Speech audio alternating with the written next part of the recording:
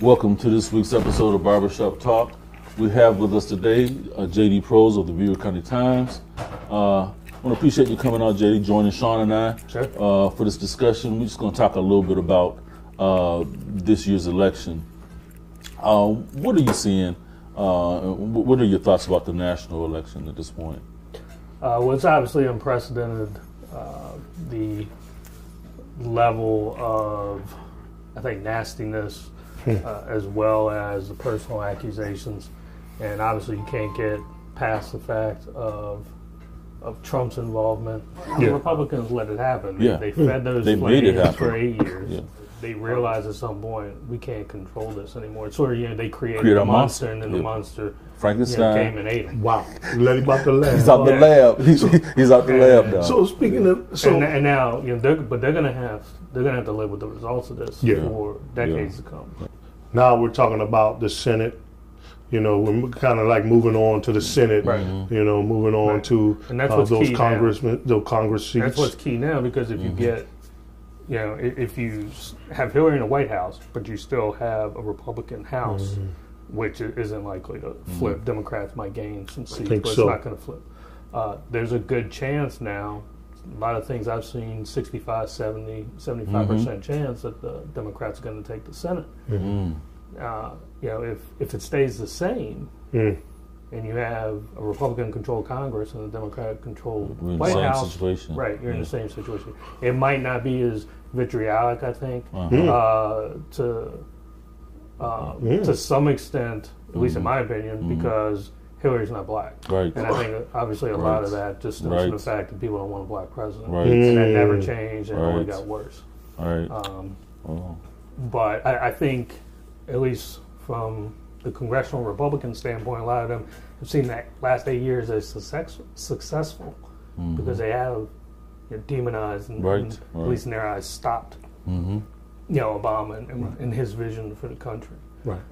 So I think that's why you're seeing now, with all the polls and everything obviously pointing to a Clinton victory, the focus on the Senate. Yeah. And that's why you're seeing, even though Pennsylvania is pretty solidly, I think, in Hillary's corner.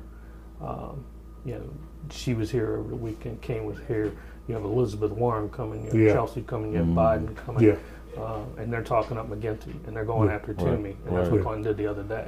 Right. He went after Toomey because the focus now is on the Senate. Yeah.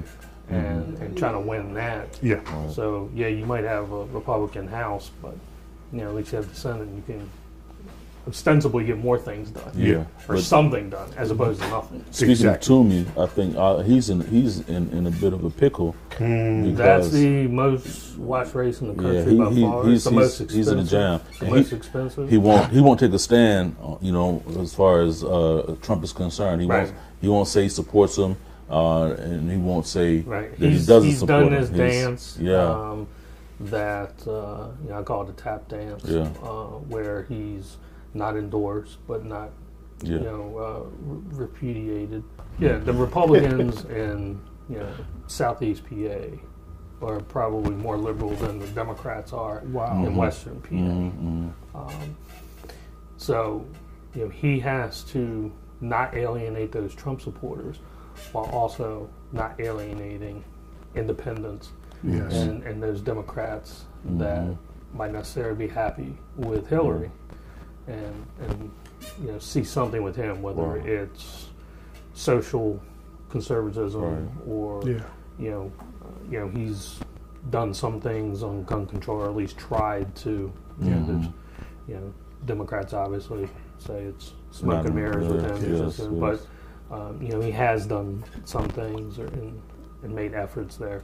That's what I was saying when I saw the clip the other day, and McGinty called him out.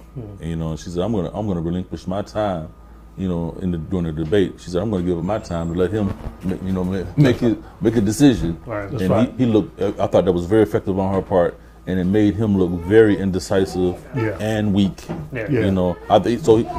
To me, I think he's gonna lose on both. He's gonna bleed both sides. He's gonna lose potential Trump people, and he's not gonna be able to reach the other folks. I think he's in trouble. And that's reflected in the polls. I mean, the numbers you see for him for an incumbent, the unfavorable rating is just incredible. Yeah. Right. Yeah.